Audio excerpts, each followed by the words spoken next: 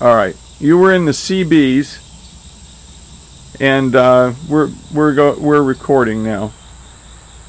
You had a photograph of you when you were in the CBs. You still have that? Yeah. Now, can you hold that up? Just in. That's nobly. Hold it right up in front of, right under your chin there. And I'm going to try to get that photograph. Do you want me to turn or turn my body anyway? No. My fingers will be out of the way as much as possible. No, I think we're good with all this. I'm just trying to. I'm fiddling with the camera, but that's such a great photograph. I love that photograph. That is so stunning, and that just captures you. Well, I was a pretty powerful young man at that time. I only weighed 155 or so when I went in the service. You know, I got up to 200 pounds 3 times. Now I don't think I weigh over 140 if I weigh that. But you don't want excessive bulk when you start to get older. Now tell me to shut up if you need me to. Okay. Well, I think we're done with that one. I want to see this other photograph of Nobly, and you tell me. Got enough of this one? Yeah. Here you go. I want you to. Do you want me to talk while you're taking this? Yeah. Yeah. Tell me when to begin. Well, begin now. This photograph is a picture of a horse I owned while I was in Mexico with Procter & Gamble, working for the Graver Tank and Manufacturing. His name was Noble. He was a retired Mexican national polo team pony. He understood Spanish, but he didn't understand English. But he was a beautiful animal. I learned to love him. He was so obedient and so good and dependable. But one time out on the desert, a rabbit ran out, and unexpectedly he took off after the rabbit like it was a polo ball, and I became unhorsed.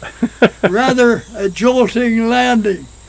And then he came back quickly, and it appeared he was looking at me and, "What's the matter with you? Why are you on the ground?" But he was a tremendous animal. I paid an equivalent of a little over $50 for him in American money. But I wanted to bring him home, but it was very difficult to get him through the importation requirements. Hoof and mouth, or fiebre aftosa, was prevalent at the time. And I would have been 10 days at the border, and I was due in New York City on a job in 4 days, and I had to rush to make it. Hey Ray, put that right up against your chest. Just hold it there, and yeah, and let it just kind of rest on your chest. And I'll see if I can get in there close on that shot again. That is just, you are so, I don't know, striking in that. That photograph is just, tells it all. You need me mouthing off? It tells it all. I'll tell you that. That tells it all. There's you look like a conquistador. But this old face contradicts that picture of a young man. Oh, no. Everybody thought I was Mexican. I learned early to converse in Spanish, enough to get by. And many people thought I was Mexican. I raised a little mustache, which I don't know if I have it here or not. But if you don't have a mustache in Mexico, they think there's something wrong with you. They're customary. No, it's on there. It's on there. What a great great photograph that is. I just love that photograph. Boy. Well, this dates back to 1950. And what's the name of the town you were in again?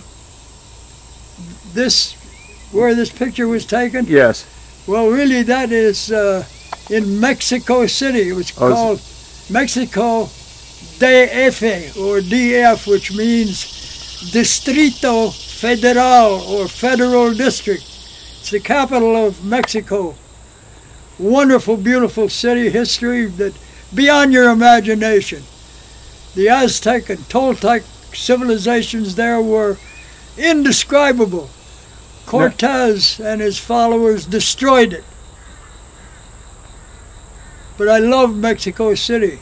Tell me again, who were you working for when you were there?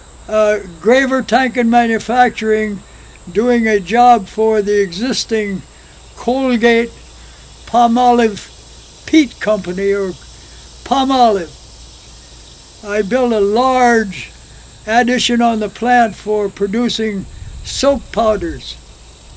Very interesting job. Most of the components were fabricated in the Chicago area and shipped to Mexico, but it was quite an endeavor, and I met some wonderful people. In 1950? Yes. Mexico is, to my way of thinking, a wonderful, wonderful place. Some beautiful, wonderful people. The history is so impressive. And we got to remember that true Mexicans are also Native Americans, just as much as any so-called tribe or nation in the United States. We don't like the word tribe, we say nation. If you know the name of the culture or the name of the nation, call it that. If you don't, Native American is an acceptable, respectful term to call our people. I am very proud of my people and my Native American background.